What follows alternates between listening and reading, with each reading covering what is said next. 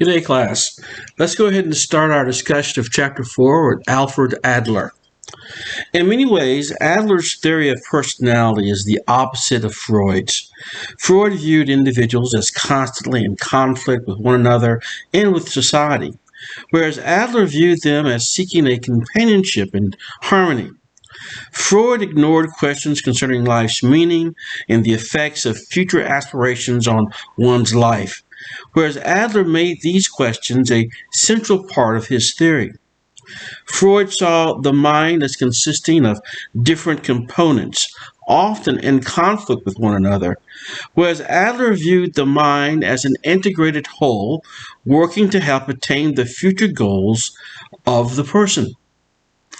Adler called his approach to psychology individual psychology because it expressed his belief that every human personality is unique and indivisible. His emphasis on the individual did not preclude the social. In fact, the social element was an all-important factor, since it is only in the social context that an individual becomes an individual.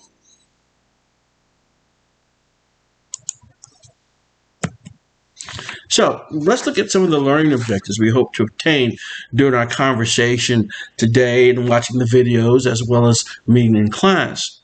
Summarize the influence of Adler's theory of personality, explain the relationship between biological inferiority and compensation, describe the role of subjective perceptions on feelings of inferiority, analyze Adler's application of Weihinger's concept of fiction on individual lives, describe the concept of social interest, the factors that lead to mistaken lifestyle, Adler's concept of the creative self, the three safeguarding tendencies used by neurotic people, summarize the Adlerian approach to psychotherapy, describe the influences affecting an individual's personality development, analyze the differences between Adler's and Freud's theory of personality, and then to evaluate Adler's theory.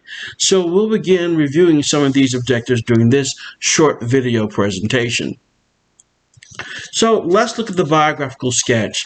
You can see here at your leisure, determine what are some of the key points in his particular life. He was born in Vienna, Austria, to Hungarian parents. Adler was the third child, the second son of a family of 7 children. He was seen as a frail boy, developing rickets during his early years before being struck by a near-fatal bout of pneumonia around age 5. These serious health conditions, coupled with his rivalry with his older brother, led to feelings of inferiority. Throughout his childhood, he had this sense of not being good enough.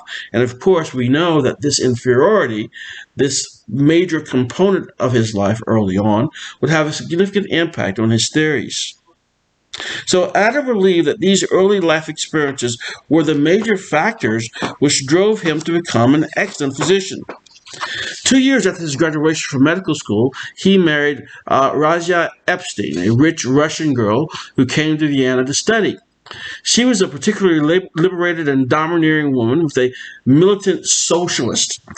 It is interesting to note that perhaps under her influence, his new wife, Adler's first publication came the year after he married her, and it concerned with the terrible working conditions of independent tailors and the need for socialized medicine for the poor. Marxism remained an influence in Adler's life, and it influenced his theory of personality as well. From Marx, Adler learned that the social context within which one lives can significantly influence one's personality. Marxist philosophy also supported Adler's deep concern for the common people.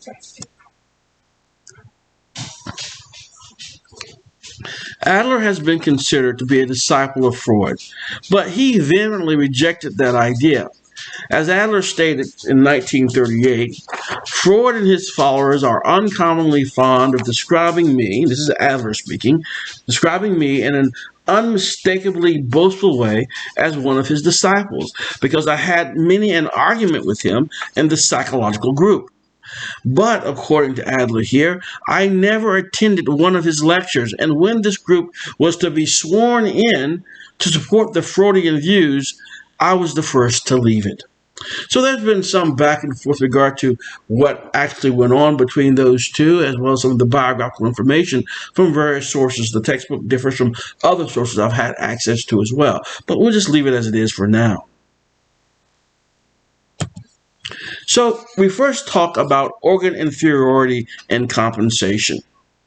So because the body acts as an integrated unit, a person can compensate for a weakness either by concentrating on its development or by emphasizing other functions that make up for the weakness. For example, someone with a frail body may work hard to overcome this frailty. Likewise, a blind person may concentrate on developing auditory skills. In both cases, a biological weakness is compensated. Now, the image that we have here on the screen is one of Theodore Roosevelt, and he is an example of overcompensation. It is reported that Theodore Roosevelt was considered to be a very frail and delicate child when he was growing up, but he became a hardcore outdoorsman as an adult, sort of overcompensating for the frailty that he experienced in his organs, his body, when he was a younger person. So, in addition, in some cases, a person may overcompensate by converting a biological weakness into a strength. Two examples are Jim Abbott, who was born with one hand, but became an Olympian and a Major League Baseball pitcher. And, of course, Winston Churchill, who overcame a speech impediment to become a great orator. At this early stage in the development of his theory, Adler emphasized biological inferiority, compensation, and overcompensation.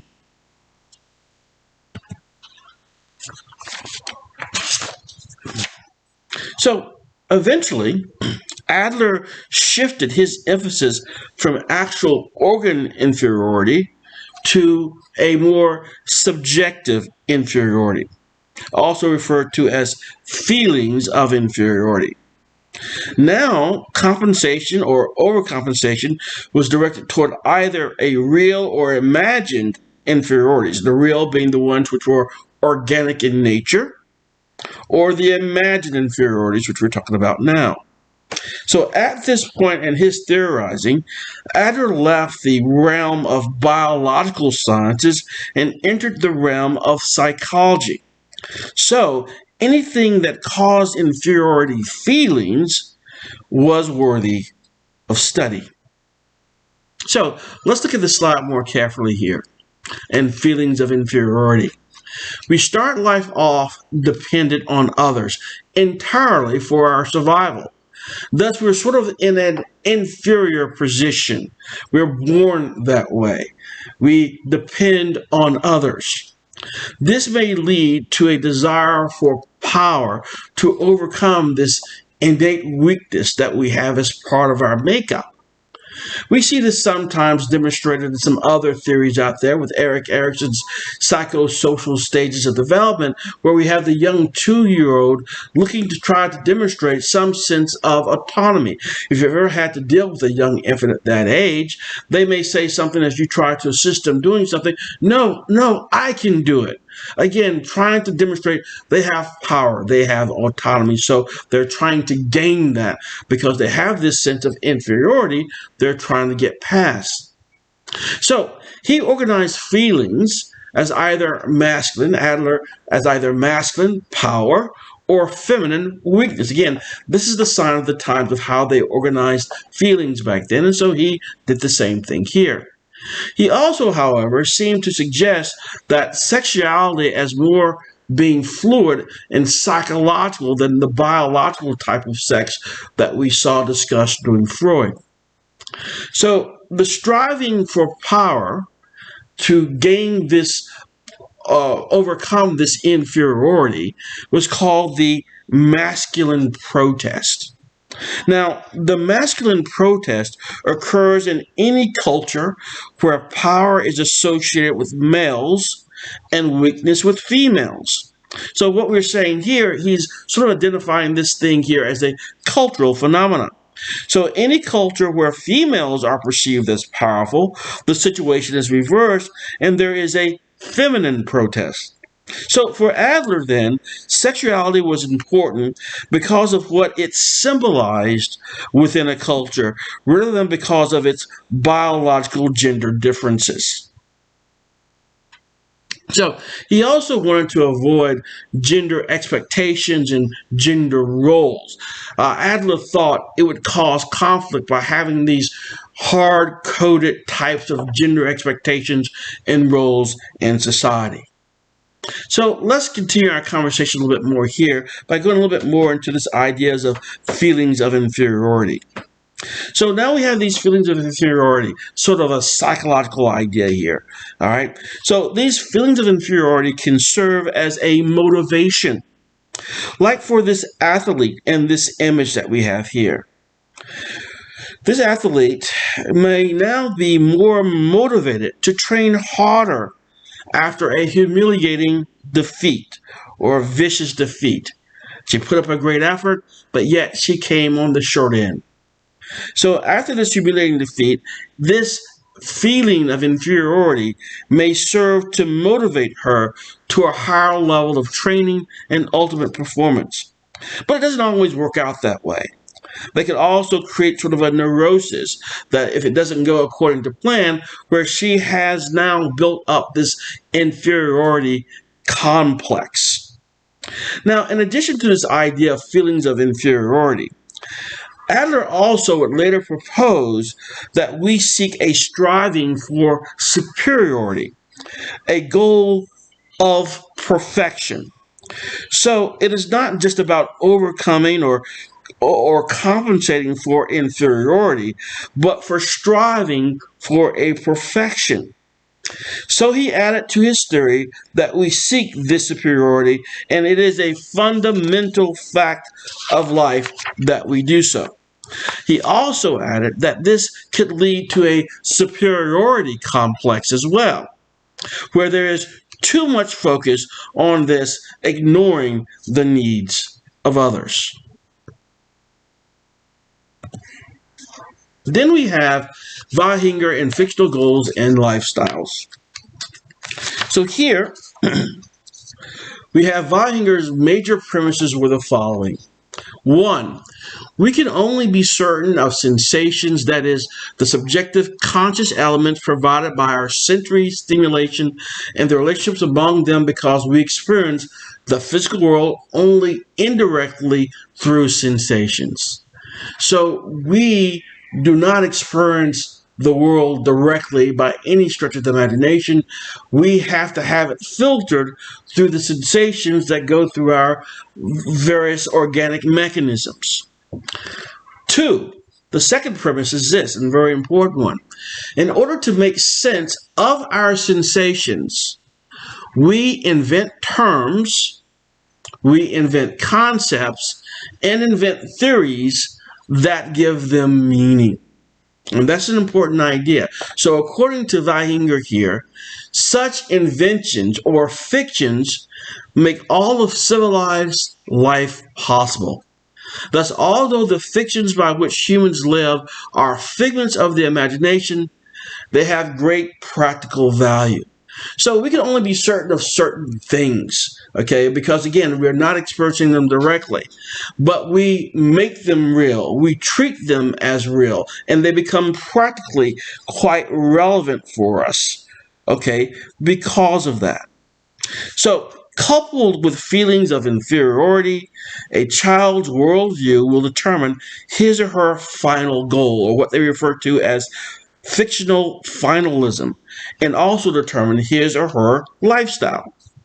If a negative worldview develops, the child will believe that he or she must do battle with the world or escape from it in order to gain superiority.